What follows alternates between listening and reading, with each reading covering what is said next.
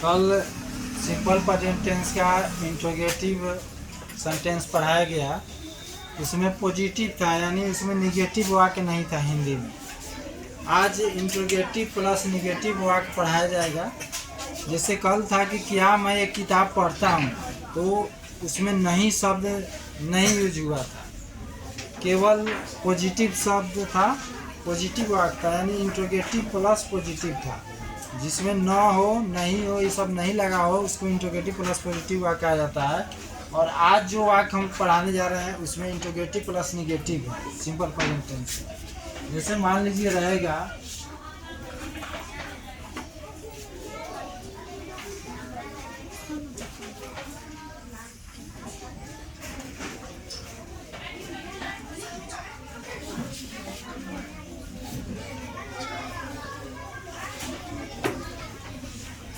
क्या मैं एक किताब नहीं पढ़ता हूँ। तो इसमें सबसे पहले हम देखेंगे कि क्या सबसे पहले वाक्य में लगा है और अंत में ता हूँ है। तो ता हूँ हमारा क्या है, चिन्ह है, एसपीटी यानी सिंपल प्रेजेंट टेंस का चिन्ह है। क्या वाक्य में सबसे पहले लगा रहेगा तो इसको हम मान लेंगे कि इंट्रोगेटिव वाक्य है।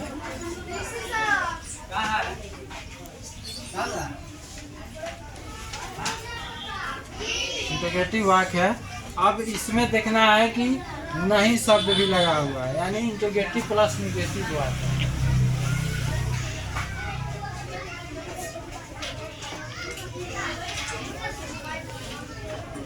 इंट्रोगेटिव चिन्ह, निगेटिव चिन्ह है, इंट्रोगेटिव चिन्ह, निगेटिव चिन्ह और यहाँ पे आपका एसपीटी चिन्ह है, यानी सिंपल प्रेजेंट टेंस का चिन्ह। तो इस वाक्य से क्या मतलब, इस वाक्य से क्या पता चलता है कि ये जो वाक्य है सिंपल प्रेजेंट टेंस का इंट्रोगेटिव प्लस निगेटिव हिंदी वाक्य है। तो इसको बनाने का सूत्र क्या है, इसको हम कैसे बनाएंगे। तो इसको बनाने का सूत्र है आपका डू या does plus subject plus no plus V1 plus object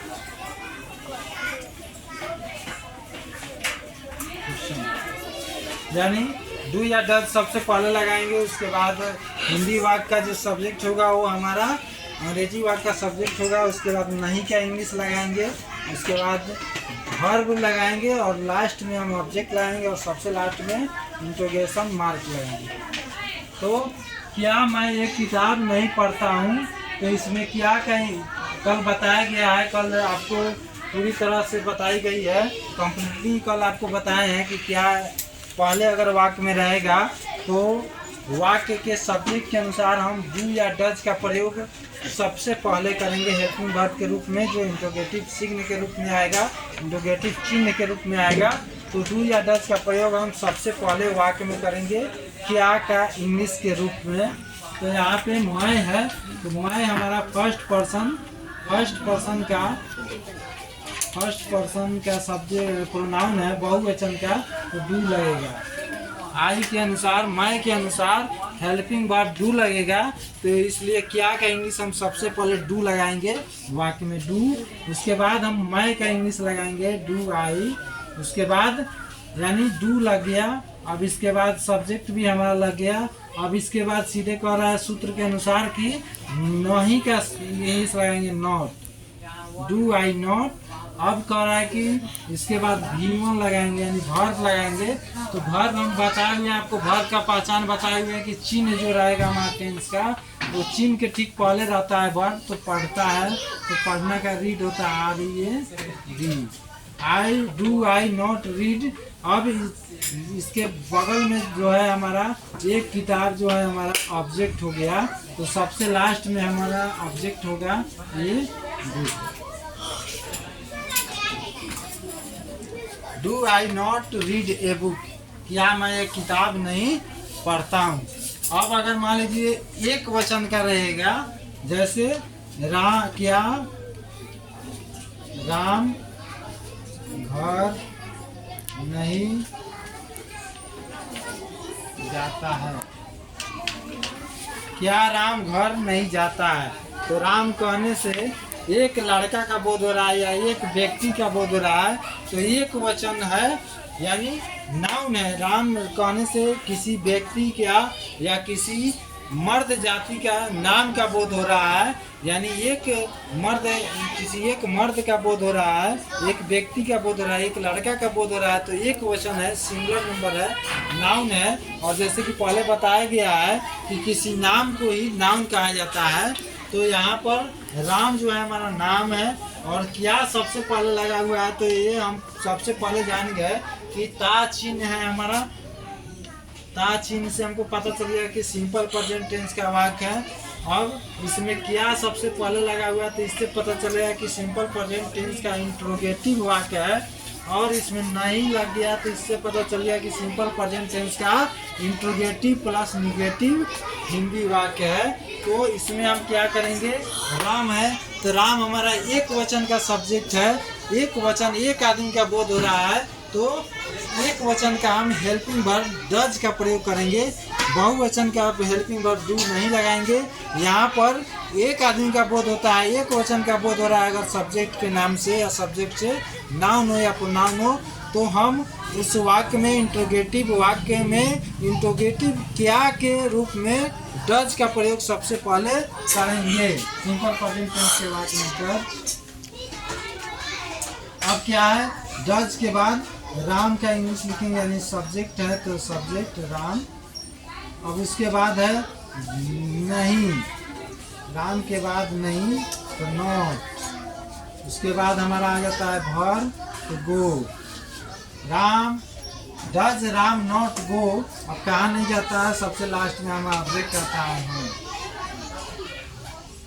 और लास्ट में हम इंटरोगेशन मार्क दे दिए, यानी क्या राम घर नहीं जाता है, does Ram not go home. अब अगर मान लीजिए रहेगा कि क्या लड़के आम नहीं खाते हैं, क्या लड़के आम नहीं खाते हैं, तो इसमें लड़का जो है, अगर लड़का रहता तो एक वचन आता, लेकिन लड़के कहने से एक से दो का बोध रहा है या एक से हजारों का बोध हो रहा है, मैंने बहुवचन का बोध रहा है, संख्या में बहुत का बोध हो रहा है। तो इसलिए हम क्या करेंगे, बहुवचन का लड़के जो है हमारा क्या है, बहुवचन का सब्जेक्ट हो गया, यानी बहुवचन का नाउन हो गया। तो बहुवचन का नाउन के साथ डू का प्रयोग होता है हमेशा। बहुवचन का हेल्पिंग वर्ब डू का प्रयोग होता है सिंपल प्रेजेंट टेंस में। तो हम क्या करेंगे, यहाँ क्या के रूप में डू का लगाएंगे, डू को इंग्लिश के रूप में डू। अब लड़के का इंग्लिश लगाएंगे बॉयज। अब नहीं का इंग्लिश लगाएंगे नॉट। अब खाते हैं का इंग्लिश लगाएंगे ईट। अब उसके बाद लास्ट में हम लगाएंगे ऑब्जेक्ट मैंगोज लास्ट, क्योंकि लड़के आम नहीं खाते हैं, तो लड़के एक से ज़्यादा है, बहुवचन है, तो आम भी एक से ज़्यादा होगा। एक आम तो 10 लड़का मिलकर एक आम नहीं खा सकता है, इसलिए मैंगोज यहाँ पर लगाना पड़ा। बहुवचन का ऑब्जेक्ट हो गया, सब्जेक्ट भी बहुवचन का हो गया, ऑब्जेक्ट भी हमारा बहुवचन का हो गया, ठीक है, और हमारा हेल्पिंग वर्ब भी बहुवचन का हो गया। तो इसी तरह do boys not eat mangoes, क्या लड़के आम नहीं खाते हैं। तो आज का हमारा जो है क्लास ड्राइव पे स्टॉप होगा, क्योंकि कल इंट्रोगेटिव पॉजिटिव पढ़ा है और आज इंट्रोगेटिव का निगेटिव रूप पढ़ा है। कल जो है WH क्वेश्चन पढ़ाया जाएगा, जो सबसे मोस्ट इम्पोर्टेंट जो पार्ट होता है किसी भी ट्रांसलेशन का, वो WH क्वेश्चन पार्ट होता है। तो WH क्वेश्चन भूल भुलैया एक तरह से होता है, उसको समझने से पहले हमको साधारण पॉजिटिव, निगेटिव, इंट्रोगेटिव और इंट्रोगेटिव प्लस निगेटिव पूरी तरह से समझ लेना पड़ता है। उसके बाद WH क्वेश्चन पार्ट चलता है।